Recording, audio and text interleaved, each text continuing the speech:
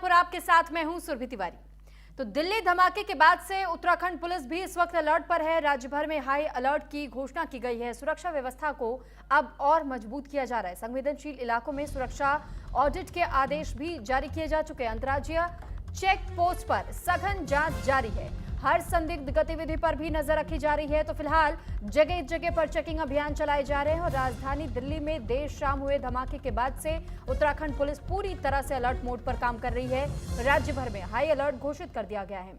देहरादून के वरिष्ठ पुलिस अधीक्षक अजय सिंह ने बताया है कि पुलिस महानिदेशक के निर्देशों पर सुरक्षा व्यवस्था को मजबूत किया जा रहा है।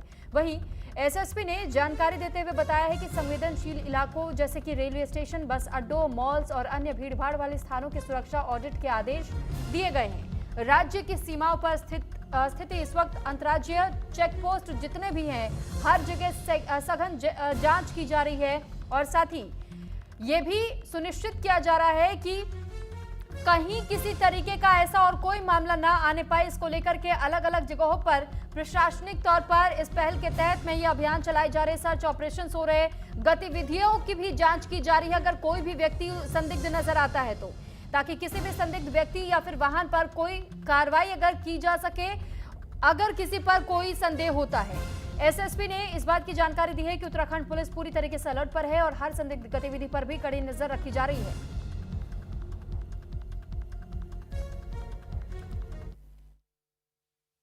दिल्ली में देर साय जो ब्लास्ट की घटना हुई थी उसको देखते हुए उत्तराखंड में भी रेड अलर्ट घोषित किया गया। इसमें श्रीमान डीजीपी महोदय द्वारा भी निर्देश जारी किए गए। उसको देखते हुए जो हमारे भीड़भाड़ के स्थान है, खासकर जो रेलवे स्टेशन है, बस स्टैंड है, मॉल्स हैं, या ऐसे भी सामरिक महत्व के जो प्रतिष्ठान है उनकी सिक्योरिटी ऑडिट के भी आदेश हुए हैं और इसको देखते हुए विभिन्न टीमें बनाई गई है।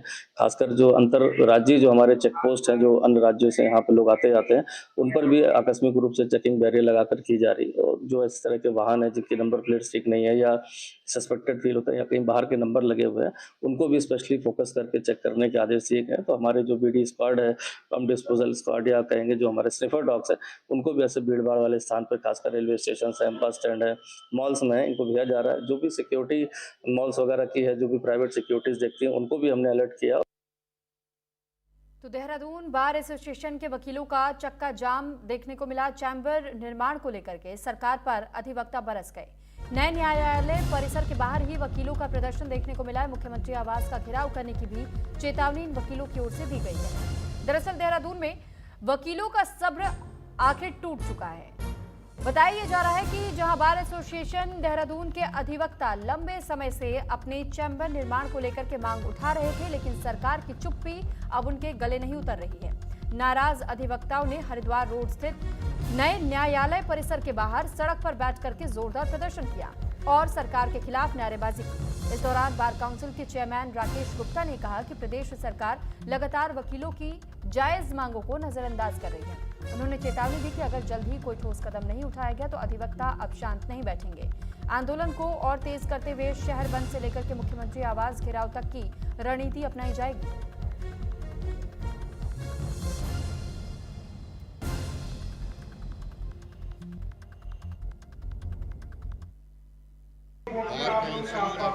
चेयरमैन होने के नाते मुझे इस बात का बड़ा दुख है, क्योंकि मैं इस तरह की नेतागिरी नहीं करता। मैं चाहता हूं जो मेरे अधिवक्ता हो न्यायालय में काम करें और वहां काम करते हुए न्याय दिलाएं लोगों को, ये मुझे बड़ा अच्छा लगता है। लेकिन हमारी मजबूरी हो गई, इसलिए हम लोग ये धरने में बैठे हैं और ये धरना कल भी था, आज भी है, क्योंकि हमारे जहाँ पे न्यायालय बना है वहाँ हमारे चैम्बर की कोई व्यवस्था नहीं है और जहाँ पहले चैम्बर थे वो तोड़े जा रहे हैं। तो ये लोग हम बिल्कुल भी बर्दाश्त नहीं करेंगे। देखिए, आज भारी संख्या में अधिवक्तागण यहाँ एकत्रित हुए हैं और हमने एक सांकेतिक धरना दिया है, सांकेतिक प्रदर्शन किया है।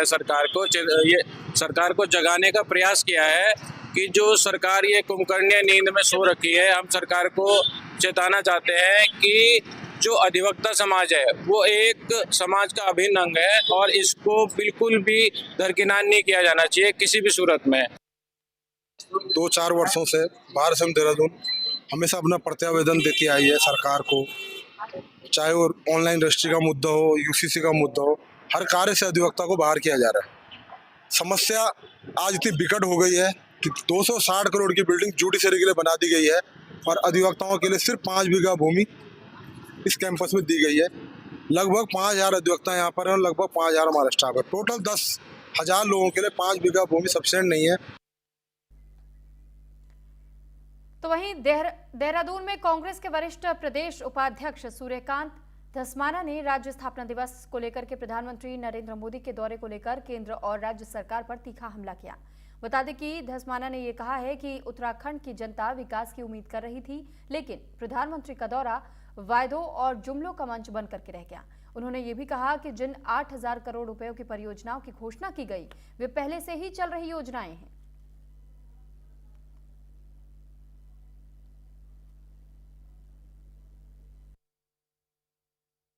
अब प्रधानमंत्री जी तो पूरे देश में इस प्रकार के जुमलेबाजी करते ही रहते हैं। बिहार में पिछले 20 सालों में जो हुआ है, एक मुख्यमंत्री हैं नीतीश कुमार, और नीतीश कुमार जी के हर चुनाव में जाकर के वो जो जुमला बोलते हैं वो अगले चुनाव में जाकर के फिर बोल देते हैं उसको, वो कभी पूरा नहीं होता। इसी प्रकार से उत्तराखंड के अंदर कई बार एक ही बात को बार बार बोल करके साहब 47 का विजन, फलाने का विजन। अरे भैया, आज वर्तमान में आप अपनी राज्य की सरकार की पीठ थपथपा रहे थे।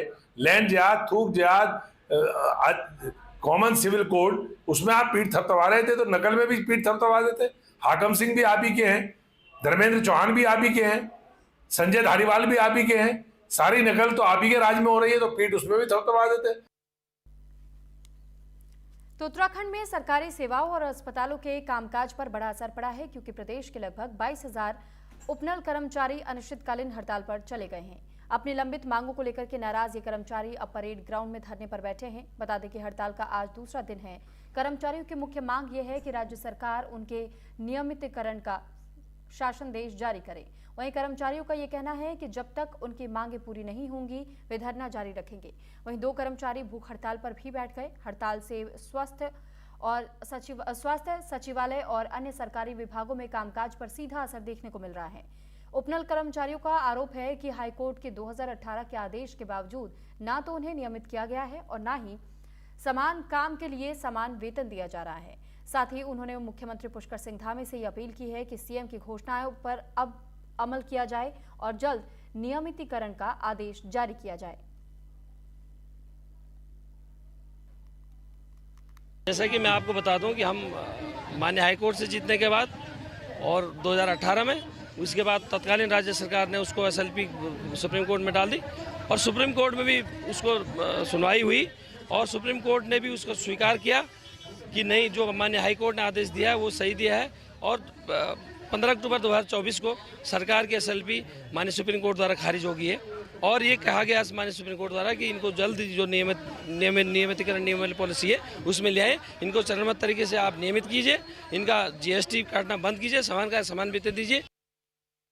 देखो, सबसे पहले तो जो हमारे जो आला यहाँ पे सारे मंत्री हैं, वो हैं अध्यक्ष हैं, हमारे विभागीय अध्यक्ष हैं, तो सभी का ये मानना है कि जब तक जितने भी उपनल कर्मचारी हैं यहाँ पे, सब उनके मार्गदर्शन में यहाँ पे खड़े हैं और तन मन धन से उनका सहयोग कर रहे हैं हर चीज़ में। और नियमितीकरण को लेके एक ही मांग है कि सरकार से कि इसमें नियमितीकरण किया जाए। सर, मांगे तो हमारी एक ही है, नियमितीकरण।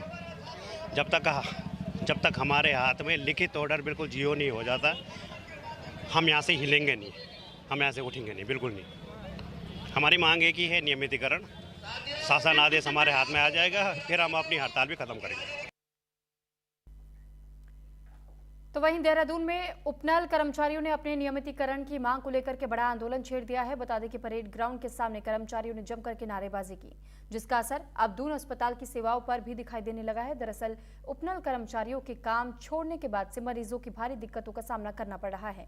अस्पताल के बिलिंग काउंटर से लेकर के ओपीडी तक मरीजों की लंबी कतारें लग गई हैं। हालांकि बिलिंग और रजिस्ट्रेशन प्रक्रिया में थोड़ी सी दिक्कत जरूर आ रही है, जिसे कि जल्द ही सामान्य कर दिया जाएगा। वहीं नर्सिंग स्टाफ में भी लगभग 50 उपनल कर्मचारी हड़ताल पर हैं, लेकिन प्रशासन का यह कहना है कि मरीजों को गंभीर परेशानी नहीं होने दी जाएगी।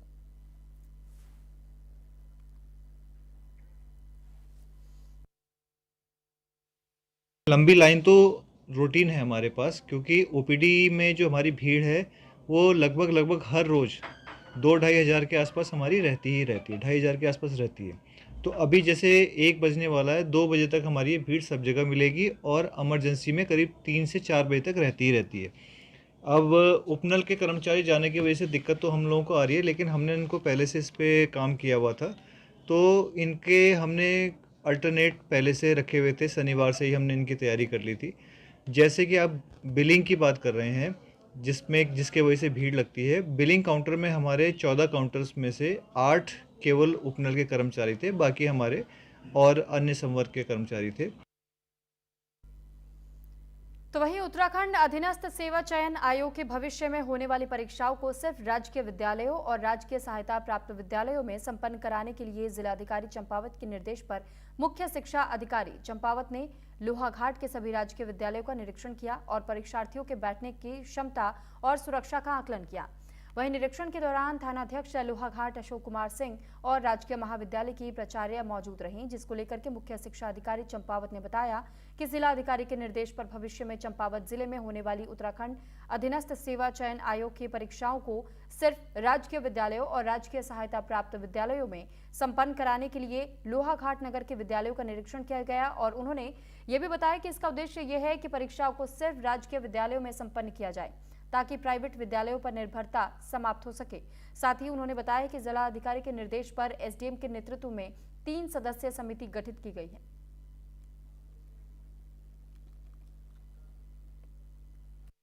सेवा चयन आयोग ने एक पत्र जिलाधिकारी महोदय को भेजा है कि एक कमेटी बना करके आप ये देख लें कि क्या हम अधीनस्थ सेवा चयन आयोग की परीक्षाओं को केवल राजकीय और सहायता प्राप्त विद्यालयों में संपन्न कर सकते हैं कि नहीं कर सकते हैं। तो इस क्रम में जिलाधिकारी महोदय ने 3 सदस्यों की एक कमेटी बनाई है, जिसमें एसडीएम हो गए, सीओ हो गए चंपावत और मुख्य शिक्षा अधिकारी।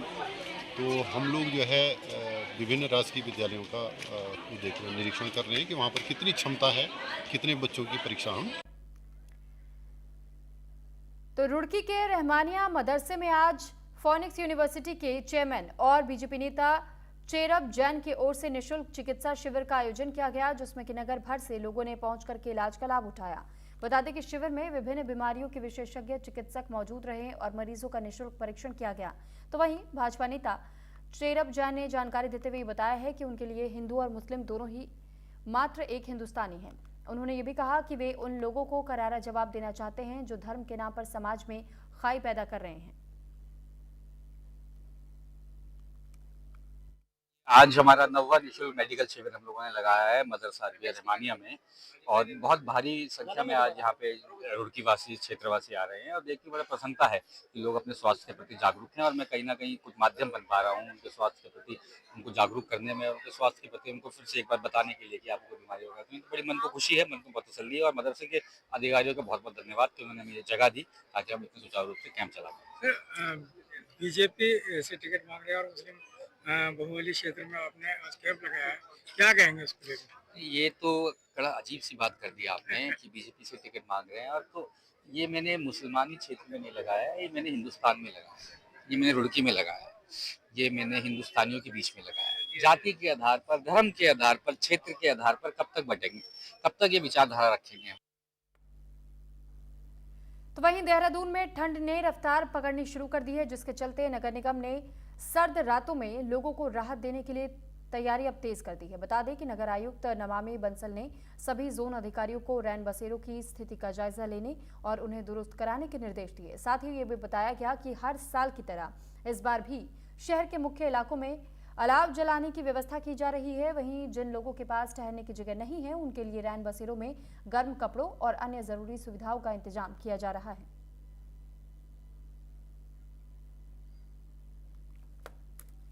रैन बसेरे हैं नगर निगम के, और जैसे ही शीतलहर की स्थिति बनती है तो नगर निगम के द्वारा अतिरिक्त वाहन और टीमें लगा करके जितने भी इस प्रकार के निराश्रित लोग हैं उनको रैन बसेरों में शिफ्ट किया जाता है। और इसके अलावा अलाव जलाने की भी जो व्यवस्था की जाती है, पिछले विगत वर्ष में ये दोगुनी कर दी गई थी, यानी कि जो हमारे अलाव के पॉइंट्स हैं वो जस्ट डबल किए गए थे आवश्यकता अनुसार, और इस बार भी आवश्यकता के अनुसार पर्याप्त व्यवस्था रखी जा रही है। टेंडर प्रोसेसेस कर दिए गए हैं। रामनगर में प्रस्तावित बीडीसी बैठक का पंचायत प्रतिनिधियों ने बहिष्कार कर दिया है। जहां ब्लॉक कार्यालय में पंचायत प्रतिनिधि बीडीसी बैठक से बाहर निकल चुके। बता दें कि अधिकारियों पर लापरवाही करने के साथ ही ग्राम सभाओं के कार्यों को प्रभावित करने के भी आरोप लगाए हैं, जिसको लेकर के ब्लॉक प्रमुख मंजू नेगी ने बताया कि पंचायत प्रतिनिधियों के कार्यकाल को 3 महीने बीत चुके हैं। विकास खंड के अंतर्गत कई विभागों के अधिकारी पंचायत प्रतिनिधियों का फोन तक नहीं उठाते हैं, जिस कारण ग्रामीणों की छोटी छोटी समस्याओं का समाधान भी नहीं हो पा रहा। उन्होंने ये भी कहा कि कुछ अफसर बैठक में नहीं आए, इस कारण बैठक का बहिष्कार किया गया है। अगर आगामी बैठकों में भी अधिकारी उपस्थित नहीं होते तो फिर बहिष्कार किया जाएगा। मामले को लेकर के एसडीएम प्रमोद कुमार ने बताया है कि कोरम पूरा नहीं होने और मुख्यमंत्री के बीसी कार्यक्रम को लेकर के कुछ अधिकारी उपस्थित हो ही नहीं पाए, इस वजह से बैठक नहीं हो पाई है। पंचायत प्रतिनिधियों की समस्या के समाधान को लेकर के अधिकारियों को निर्देश दिया जाएगा।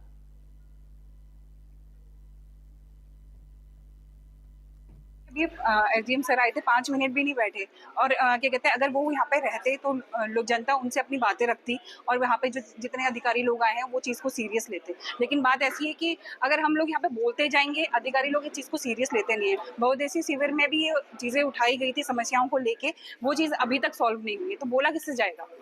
जब यहाँ पे कोई उच्च अधिकारी रहेगा तो वो चीज़ का निवारण करेगा। मुख्यमंत्री जी ने साथ कहा है कि प्रत्येक बीडीसी में अधिकारी डीएम प्रतिवाद करें और मेरे सामने चुनाव कमिश्नर जी ने जब उनके सामने बात रखी कि 5 साल कोई डीएम नहीं आया, तो मेरे सामने उन्होंने पूरे चुनाव के जो है जिलाधिकारी को चिट्ठी भेजी अपनी तरफ से कि आवश्यक रूप से बीडीसी की मीटिंग में प्रतिवाद करें। वहीं दिल्ली धमाकों के बाद से उत्तराखंड में पुलिस इस वक्त हाई अलर्ट पर है। प्रदेश के बॉर्डर चेक पोस्ट पर सघन चेकिंग अभियान भी चलाया जा रहा है। हर आने जाने वाले वाहन और संदिग्ध व्यक्ति की पूरी जांच पड़ताल के बाद ही उसे प्रदेश में एंट्री मिल रही है। खासकर उत्तर प्रदेश और हिमाचल प्रदेश की सीमा पर सघन चेकिंग अभियान चलाया जा रहा है। उच्च अधिकारियों के निर्देश के बाद से हिमाचल प्रदेश के बॉर्डर कुल्हाल और उत्तर प्रदेश के बॉर्डर पर पुलिस मुस्तैद नजर आ रही है। बॉर्डर पर बैरिकेड लगा करके हर आने जाने वाले वाहनों की गहनता के साथ चेकिंग हो रही है। हाई अलर्ट के चलते किसी भी चेक पोस्ट से आने जाने वाले वाहनों को बिना चेक किए नहीं गुजरने दिया जा रहा। इसके साथ ही संदिग्ध व्यक्तियों से पूछताछ और उनकी आइडेंटिटी भी चेक की जा रही है।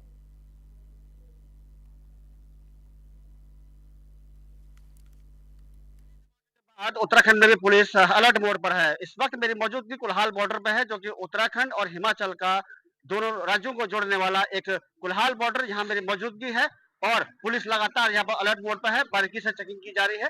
आपको कुछ तस्वीरें मैं आपको दिखाना चाहूंगा। ये तस्वीरें हैं जहाँ पर की पुलिस इस वक्त हिमाचल की तरफ से आने वाले जितनी भी गाड़ियां हैं उन गाड़ियों को बड़ी निरंतर प्रयास किया जा रहा है कि किस तरीके से यहाँ पर बारीकी से जो चेकिंग की जा रही है। हिमाचल और उत्तराखंड को जोड़ने वाले कुल्हाल बॉर्डर है और ये चेकिंग यहीं पर ही नहीं बल्कि दरारीट हो गया, आपका धुलकोट अलावा दरारीट बॉर्डर से लेकर कुल्हाल और जगह जगह पर पुलिस ने ये बैरिकेडिंग लगा रखी है। और उत्तराखंड के 25वें स्थापना दिवस से पहले बुलाया गया विधानसभा का विशेष सत्र, जो शुरू में 2 दिन का था लेकिन बाद में 3 दिन तक चला, अपने मूल उद्देश्य से ज्यादा एक नए विवाद के चलते चर्चा में आ गया है। क्यों, एक रिपोर्ट के जरिए आपको बताते हैं।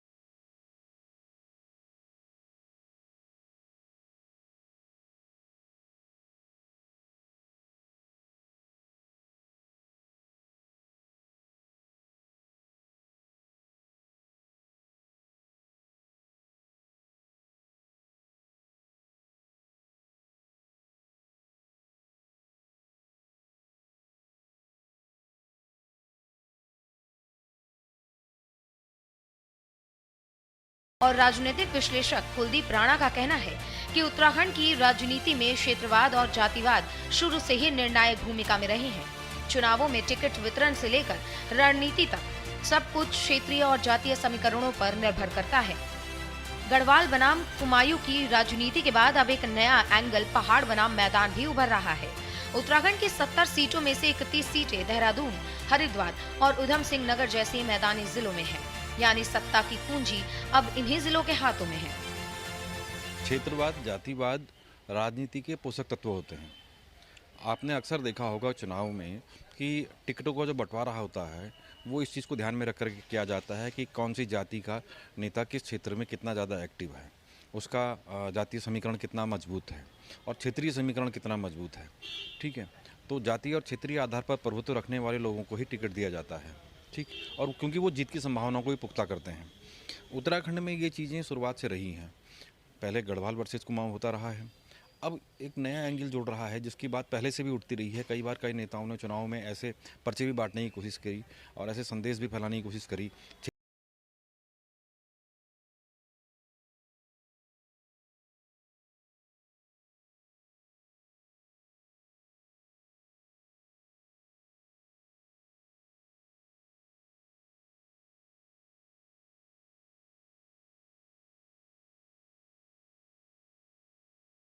मुझे लगता है कि ये कोई मुद्दा ही नहीं है।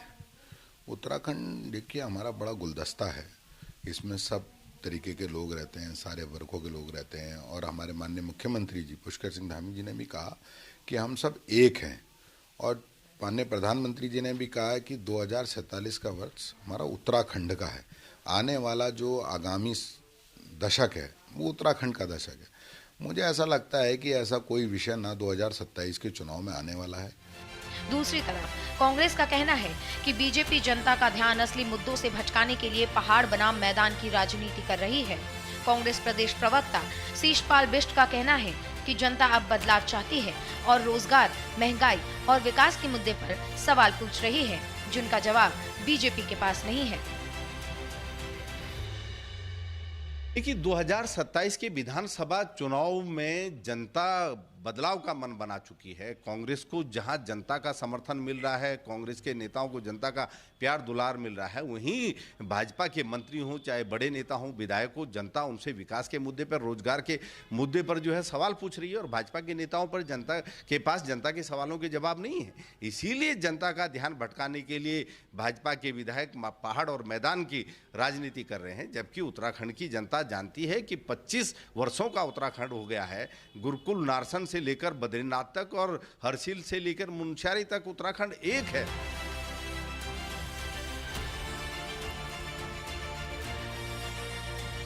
पहाड़ वर्सेस मैदान की बहस भले ही राजनीतिक गलियारों में गूंज रही हो, लेकिन यह देखना दिलचस्प होगा कि 2027 के विधानसभा चुनाव में यह किस रूप में सामने आती है। फिलहाल उत्तराखंड की जनता विकास के मुद्दों पर आगे बढ़ना चाहती है और एक नई उम्मीदों के साथ आगे देख रही है कि आने वाले 25 वर्ष पिछले 25 वर्षों से अलग हो।